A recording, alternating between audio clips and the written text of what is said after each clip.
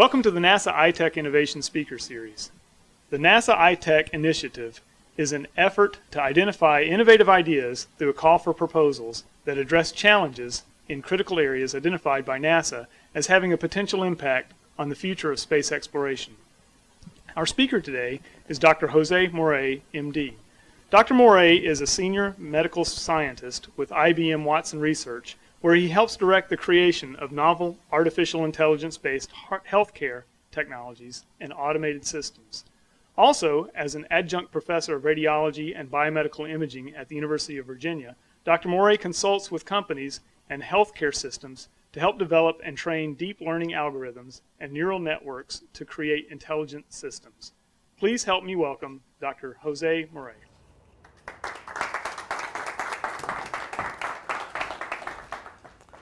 Thank you very much, everybody, and thank you for being here. Thank you for giving me the opportunity to speak today. So I have the luxury to speak to you about artificial intelligence and the new machine age.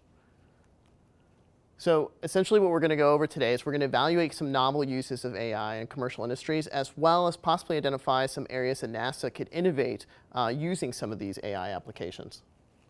So for purposes of speaking today, artificial intelligence is essentially any device or software that perceives its environment and then takes action to reach a certain goal, whatever is determined for that goal to be.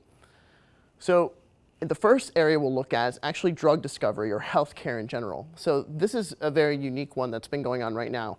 Typically, machine learning algorithms have been used in healthcare and drug discovery previously, but usually what they've been looking at is actually how proteins may interact or the probability that it may interact with a certain molecule.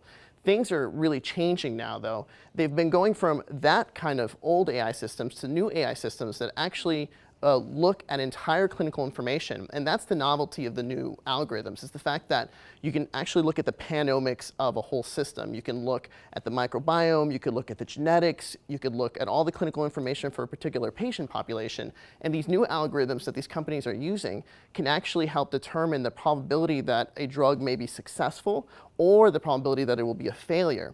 Not only can it do that, it can actually start trying to analyze the correct patient populations that will be most helped by that drug. And this is huge, especially in this kind of industry, because oftentimes it's multi-millions of dollars or billions of dollars, and it's many years to decades of work to get a drug from theory to actually commercialization. So if you can do anything that will reduce that time or actually identify a drug that wouldn't be successful to begin with, that is a paradigm shift in the way that this industry works. So obviously these kind of algorithms to help identify and actually lead the research is something that you could obviously possibly apply to NASA initiatives.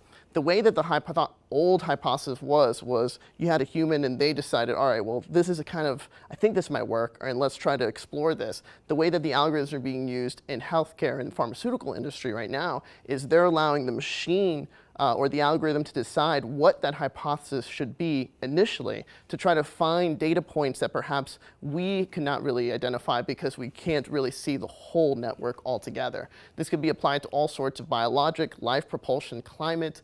It can even be worked with journal aggregation. Obviously, in all sorts of STEM types of initiatives, there's a lot of research coming out, whether it's in healthcare or in life sciences or in engineering. It's impossible for one person to learn it all or to keep up with it all. There's thousands upon thousands of journals coming out, but if you had an AI system that started aggregating all those journal articles for you and actually started pointing out, hey, these are interesting trends that we're seeing, and start seeing things before the human can actually see it, and then they decide what hypotheses or what future work is done, is one application that you could have. In telemedicine or in the clinical decision support space, there's tons of companies. You guys have seen a lot of this probably out there. Google, Amazon, Apple is opening clinics. Walmart is opening clinics. IBM Watson, the company that I work for, obviously has been doing a lot in this space, working with things like oncology and genetics and predictive diagnostic for population health metrics. Other companies getting into it involve anything that has a lot of heavy data. Imaging is a big one. You have radiology, cardiology, dermatology. Arteris is a small company that's just started and actually evaluates MRIs of the heart. So it can actually view all 4 chambers of the heart and then evaluate the cardiac output. The novelty with this is that this is something that was done by the cardiologist and can take anywhere from stated 30 to 60 minutes, and this actually can do it in about 10 to 15 seconds. So you think about your typical workflow. If there's something that you typically did that took an hour and now a machine's doing it in less than a few minutes, that changes the dynamic of what you do day to day. Eyes of Watson is something that I worked on with my colleagues, and we presented at Radiographic Society of North America, which is a big radiology conference last year. And essentially worked on a similar question-answer engine that you guys might be familiar that got popularized in 2011. So you have the NLP, the natural language processing, that would actually evaluate the questions, and then it would actually be looking at imaging and using computer vision or machine learning, find the caveats or the interesting points within that image. We had chest x-rays, chest CTs, cardiac CTs, mammograms, and breast ultrasound, and then be able to show you what the probability of what the correct answer was. And as it digested more information, the different probabilities would change. And then we actually did like a flow diagram that actually allowed the human user understand how Watson was thinking, how the different neural networks were thinking inside the machine. Path AI was actually an initiative that came out of an imaging challenge, kind of an accelerator and incubator type of challenge, out of Harvard and Beth Israel Deaconess. And essentially they reviewed thousands of images of pathology slides that had breast cancer metastasis, and they were able to, with high accuracy, diagnose the diagnosis of metastasis in those slides.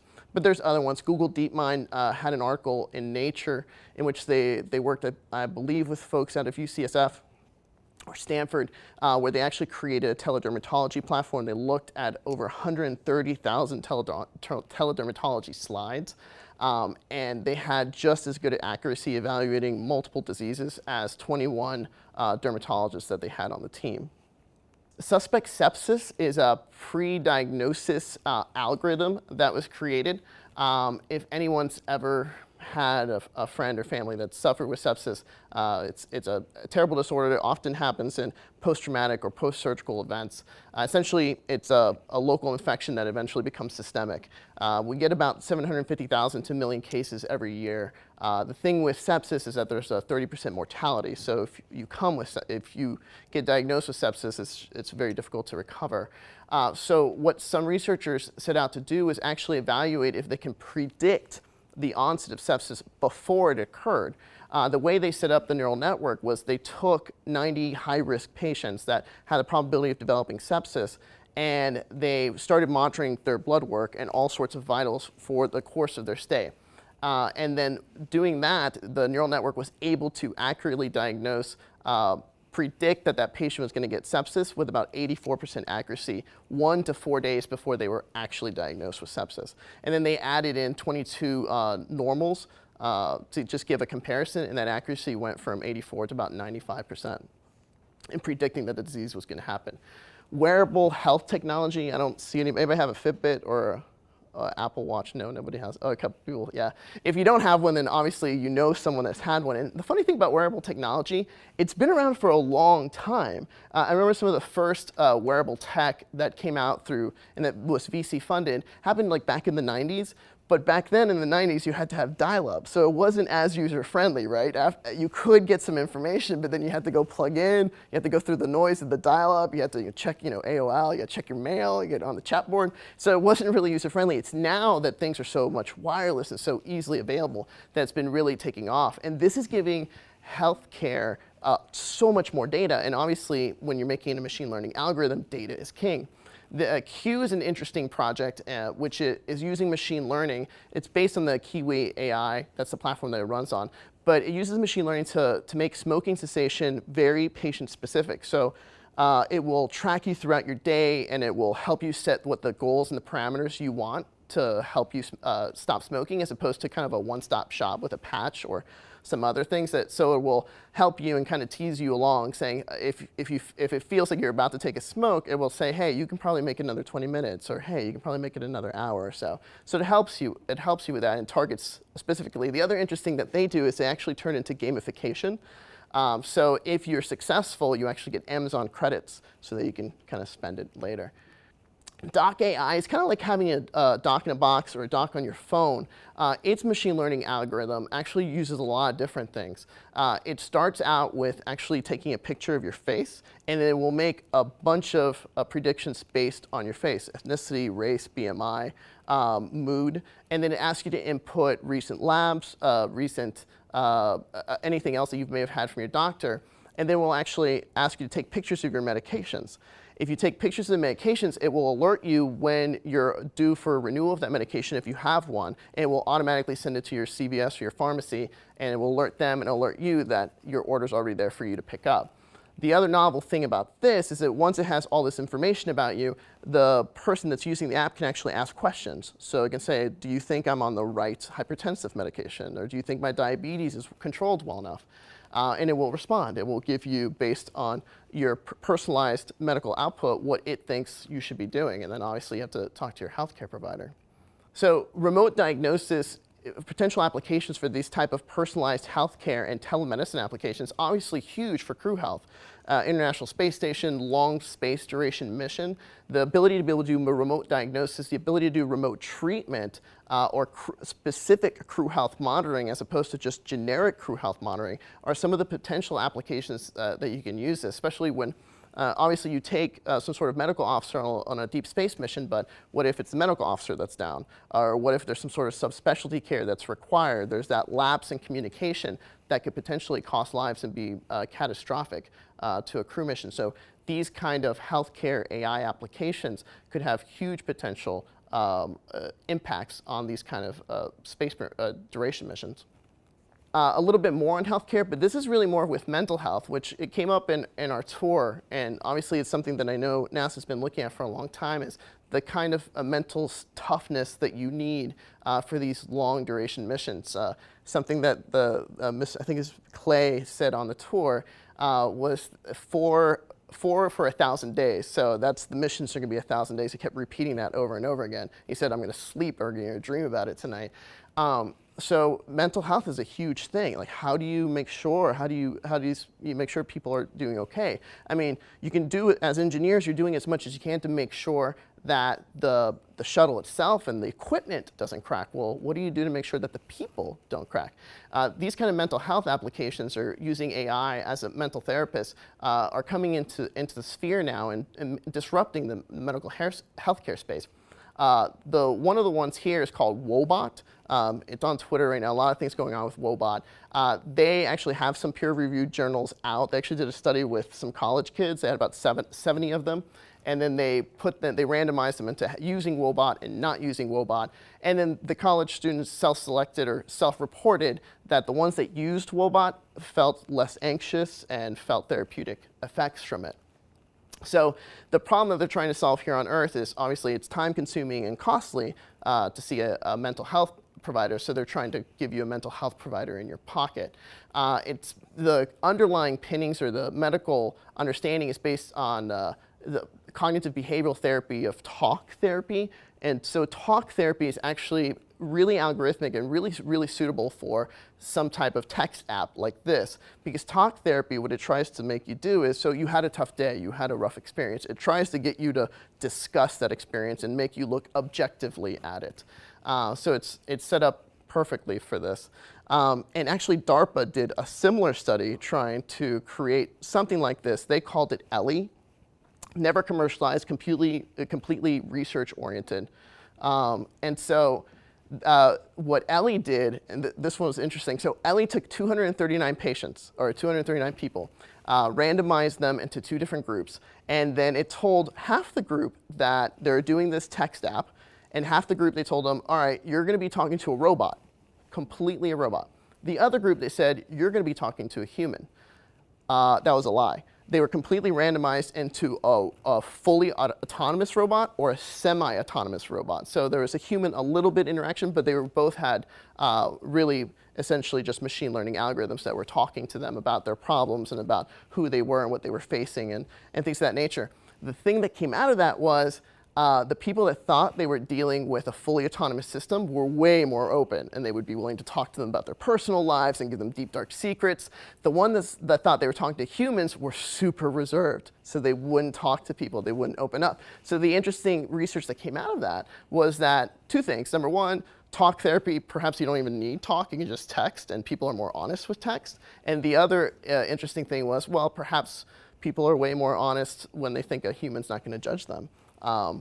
So a couple interesting things. So there's other companies like TheraChat, which are taking the concepts that came out of that to actually help if someone's going to a physical mental health therapist, to help you bridge the gap between one visit and the next visit. So you can actually talk to an autonomous algorithm in between the physical human visits, and then that actually will give a report to your therapist of things that you said, and it can give alerts if there's warning signs for anything. Obviously, for NASA, things you can do for long duration mental health monitoring. And then the other concept is perhaps just a companion chatbot. You know, if you only have 4 to 6 people that you can talk to for years, wouldn't it be nice to kind of talk to somebody else, even if it's just an AI? Cogito, this goes into, and that's how you pronounce it, it's not Cogito, it's Cogito, goes into customer service and the way the AI is really impacting customer service. So this is an interesting app. It's a real-time app that the customer service person is actually seeing on their computer. And essentially, it uses natural language processing to understand the words. It also uses semantic heuristics to understand the intonation and the meanings of what it thinks the words are. And it will listen to both discussions, so both the customer service person and also the person that's calling in, like yourself. And it will start telling the customer service person, it will evaluate if there's overtalk, so 2 people are talking on top of each other, whether the customer service person talks too fast, or whether they're talking too slow, or whether there's a long, awkward silence. And it will actually give them a score of a probability of them about to lose that particular client, or whether the problem is actually going to be escalated. And then it can give the supervisor warning, saying, hey, there's a problem, so if the supervisor needs to come in. So, I mean, this kind of application, at least in my experience, it would be very helpful if I had it when I'm talking with a significant other, so I could see whether the score was getting too bad and I should really settle down and make sure that I'm not in trouble for 2 weeks. Or, I mean, there's some people out there that might see that score go down and really go for it because they like that fight, but it's just up to you how you want to use the application. But for NASA applications, obviously routine meeting evaluations and data generation of how a teleconference went or how a live meeting went to see how you're building interpersonal relationships with team members, team building both here on Earth and on space duration missions, and then perhaps even monitoring how those interpersonal relationships are going on these deep space missions to make sure that it doesn't predict that there's something developing that someone should be cognizant about, that there's some issue. At least to give an objective parameter to something like that. Human resource management. I spoke with some of you earlier about this throughout tours and meetings today. AI and human resource management is becoming very large. So we have things like Monster.com, LinkedIn, and all these other kind of data points that people can evaluate. So there are a lot of machine learning algorithms out there helping companies determine what their FTEs they're going to need, matching or predicting what kind of future needs they have for budgeting and for people power, and trying to go out and scour data sets to find the folks that would most fit those potential applications. It helps with sifting through CVs. I'm sure when you guys put out an open spot, everyone wants to work for NASA, right? So you have thousands of applications. Well, instead of having to force someone to go and review all them, you can have a machine learning algorithm look at the hard points of what you need for that job, and then the hard points for what the applicant has, and kind of sift through that originally. And then the soft points, whether someone fits the right culture, that's where you bring in the human. But there are some algorithms already trying to identify soft points with videos, having people submit their application with a video. And then trying to identify whether they have soft points that will fit culturally. The other interesting thing is we'll identify people that are giving you a probability of someone that's about to leave their current job. So if there's something that you need, you can actually start looking to see, all right, who should I maybe talk to that is maybe upset for working at Google or SpaceX or somewhere else, and I can kind of bring them in. And it'll also evaluate people that are likely to leave your workplace. I know that doesn't happen at NASA. People work here for decades and never leave, but in the private sector, it happens a lot, especially in places like Silicon Valley. So obviously, things that we talked about, perhaps aiding in budget planning and foreseeing future needs before they even occur. Obviously, we're helping with things like Space Act agreements and trying to expedite those kind of budgets for that. Future mission staffing for perhaps missions you haven't even considered, CV sifting and retention. Retail is an interesting one that's being disrupted by AI, particularly when it comes to, they call it visual informatics. So actually looking at influencers. So there's been algorithms that have been created to evaluate your social media feeds and to see who you actually follow, and then to try to promote specific retail things for you based on your social media feeds and based on how someone or an influencer might wear, whether it's a Gucci or Prada or whatever type of Gap kind of dress, how they might actually promote it, and then they will actually show it to you the same way that your influencer that you follow shows it to you, and making things very specific or intelligent shopping for you. Advertising and marketing, again, we're getting into things now that are much more softer skills. For the most part, when people thought of machine learning or any type of artificial intelligence, they thought, oh, well, this only has to do, or this only is going to disrupt STEM. This only is science, technology, engineering, math, because all those things are hard data points. But what we're finding is that you can actually make algorithms that are artistic. I mean, we have algorithms that are already writing pieces of music or creating artwork. And so you're having these softer skills that can be algorithmically disrupted as well. Albert is a particular AI that you give it a couple of terms, and it will create a whole advertising and marketing campaign for you, whether it's mobile, search, social, and you give it a budget, and it will run your marketing budget. And if it feels like, if it's showing that it's the ROI for a particular investment's not doing well, it will automatically take money out and put it somewhere else. That way you can kind of just put that on autopilot. Even things like branding design, you have AI so you can, or applications that use machine learning to be able to just put in a few words, and it can give you exactly what's the best brand for you, and it can set up also a marketing plan, set up a website. It can do this all autonomously, and this is the realm of artists, not so much hard engineering. So possible applications for this is perhaps creating artistic renderings of celestial bodies, or when you discover something millions and millions of light years away, instead of having a typical artist rendering, perhaps a machine learning algorithm that does that autonomously and automatically every time you bring in new data points. So you have both the hard data points that you're looking at for research, but then you have something that's automatically generated to give you kind of a visual representation of what that might look like. Obviously, that's helpful when you have like something that's 3D printed or additive manufacturing to be able to touch it. So these are other concepts of it. So, and obviously, aiding and innovating perhaps on form as well as function is another possibility. Flight pattern efficiency surveillance drones. So this is a project that was done with Microsoft. It just came out a couple of months ago, or they've just first published it a couple of months ago. It was in conjunction with the Nevada Institute of Autonomous Systems. So this obviously might be technology that NASA's already working on or already is pretty pervasive in.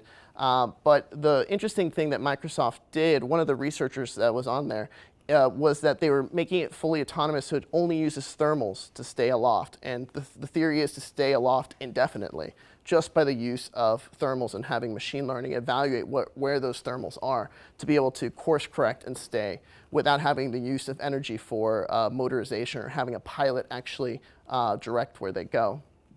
They've flown about 24 flights. The drones are about 16 inches long or something like that, and about 12 pounds or so.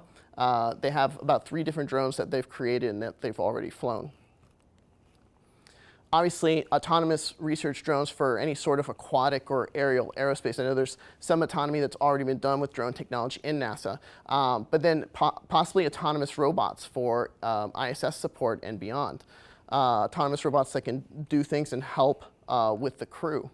an autonomous robot that could have perhaps something like this, something that you guys mentioned on the tour a lot, was sometimes in the space station things might get lost, or a mission that you were planning on doing for that day, or a particular research project that you're planning on doing. Sometimes the crew member can't find the wrench or can't remember where they put something, and they spend 30 minutes to 45 minutes trying to go back and find it. Well, you can have autonomous robots that are constantly looking or constantly identifying where things are so that things aren't lost. The military is looking into using these because apparently DoD, they lose about $5 billion worth of hardware on a yearly basis. And these robots were actually created to work around people with their RFID taggers and the blades that if they hit you, they won't hurt you. So that's possible applications. More autonomous drones for allowing the machines to decide how they're going to collect and what kind of samples they're going to collect. We have these on Earth already doing like water samplings and ground samplings where the human doesn't tell them what to try to pick up. They kind of evaluate it and decide what to do it and how to do it. So there's obviously a myriad of applications, a lot of them already being used in one form or another within NASA. The other one that would be interesting is, especially as with the new CubeSat technology, when NASA starts sending out millions upon millions or hundreds of thousands of CubeSats at a time, if you sending them out as a drone or as a swarm of CubeSats that have a particular mission, then they're going to be able to have to intercommunicate and navigate amongst each other. And then if you apply some of the other machine learning things or possible machine learning things that we discussed, perhaps the CubeSats are given really a broader mission as opposed to very specific mission objectives. And that way they can really decide how they're going to get to, where they're going to get to, and what they look for on the way there. If they find something amongst all these data points that they're constantly bringing in, perhaps they'll make discoveries that we didn't even think to even conceive of because they found it as interesting, so they decided to study it. Agriculture. So agro-AI is, no pun intended, a growing industry. It's very difficult, though, agro-AI to actually do a lot of things with because the agricultural industry is not very IT heavy. They don't have a lot of IT infrastructure. And the other thing is, to make an algorithm, what do you need? You need data points. And if you're only taking data points every 6 months or every year when you harvest, that's not a ton of data to actually create a robust algorithm. But needless to say, that has not stopped Silicon Valley companies spending billions of dollars trying to create this industry, to try to find the best chemicals, the best yields.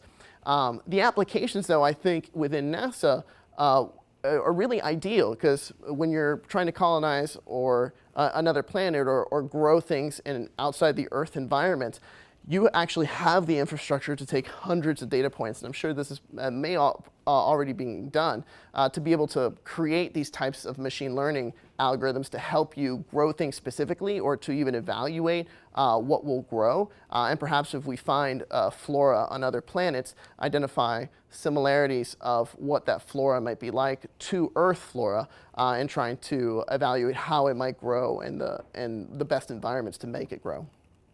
Astrophysics or astronomy, you guys probably know about this one. The SLAC Lab, Department of Energy, in conjunction with Stanford's KIPAC, created a machine learning algorithm or evaluated several algorithms amongst one that they created to analyze gravitational lenses. And this apparently, it went from something that would take weeks to do with having experts in the computational algorithms that they currently had, and they were able to bring it down in seconds.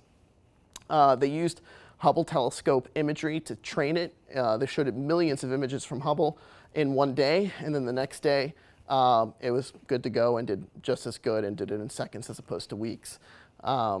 They had, obviously NASA was already working with this. This is the applications for this, obviously huge with some of the Chandra observatory things that you guys have here, as well as all the other imaging data that you're bringing in, being able to create these algorithms that can scour things and perhaps even identify things way before we even conceive of where they may happen or how they may happen, and kind of leading the hypothesis from the algorithm as opposed from something that we create ourselves. Getting into fintech, I'll go through this fairly quickly. FinTech is something, or FinAI is something that's been coming out. Obviously, someone has probably used some of these applications. This one's called Trim. It helps you kind of use your bills, tracks your credit score, gives you recommendations, works through Facebook. Some of these, some people might actually use these for investment. These are smart. You may have heard about these micro trades that happen. Well, these are machine learning algorithms that it will ask you a lot of questions to see how aggressive you are, how not aggressive you are, and will then set up an investment plan for you, and will automatically invest, and will automatically harvest losses and evaluating how the market is going to be able to capitalize on those kind of changes for you. And Digit's an algorithm saving assistant that tracks spending and helps you save money. And then small business AI lending applications. So the FinTech AI, I feel like something like this, an application for NASA might be within an admin, possibly evaluating budgets or cost savings, or probably trying to harvest investments or harvest capital from a project that isn't going well to then shifting it to a project that is going well, or perhaps seeing a project that needs more money because someone's been frugal and a different department. So having an algorithm that kindly manages the budget and the ebbs and flow of what those budgets may look like. Concierge or relationship services. So this is really AI that's tailored specifically for people and what a person may like to give them a personalized experience, hyper-tailored for a particular individual. The concept for this is that you can maybe tailor it for educational outreach for a particular school district, for a particular age group, on how they might understand or how they might appreciate STEM programs. I know you guys have the Hunch program. We saw that here we work with high schools to actually manufacture things. So these type of algorithms could help you tailor for different age groups, different socioeconomic statuses, different languages, to be able to bring in the future engineers that you need to keep the missions going. Also, you could possibly use these types of AIs for tailored marketing or presentations for administrators. If there is an admin that you're trying to get a project off the ground and you had an AI say, hey, this particular admin really likes cats, maybe you throw in a cat picture in there, or something to really help stimulate that particular admin to help you. Sports highlights. So machine learning has been really doing this on the fly with computer vision, trying to promote highlights automatically, using computer vision to create algorithms that will evaluate something in real time and then be able to create educational things or highlights from it. So using computer vision to do this, actually an application possibly would be using for evaluation of training data sets for quality improvement or best practices from an engineering perspective, or maybe also from crew evaluation and education as well. Journalism, you guys have probably seen this a lot. You may have gone onto one website and then found that you read one article and then go on a different website and you think you read the same article. Instead of being plagiarism, it could have been just an AI or the same bot that was writing the same articles for different institutions. So something that you could use this type of algorithm for is actually to synthesize all those journal articles that are coming out, as we kind of discussed before, perhaps even writing scientific blogs, or even evaluating public sentiment or federal sentiment for future budgets and future planning. Law enforcement DNA AI. This one's very interesting. So there's some machine learning algorithms out there that are actually being able to create mugshots just from strands of DNA. So giving skin color, height, eye color, skin tone. There's these algorithms that are starting to come and start being used by law enforcement. The caveat to this, or the interesting evaluation for this possibly, is once we go to another planet and we find, perhaps we can't find fossils, but we find DNA or RNA, you could possibly create algorithms that will give you a view of what that creature may look like, based obviously on a bunch of AI kind of algorithms of here on Earth. Last but not least, energy efficiency, or all sorts of Nest kind of things that will record all sorts of temperatures and stats. You guys are using a lot of sensor technology and AI already. So In conclusion, AI is still in its infancy, but it is already revolutionizing, disrupting various industries, and you're really only limited by your imagination. Special thanks to a resident of mine that helped put this together. Thank you very much.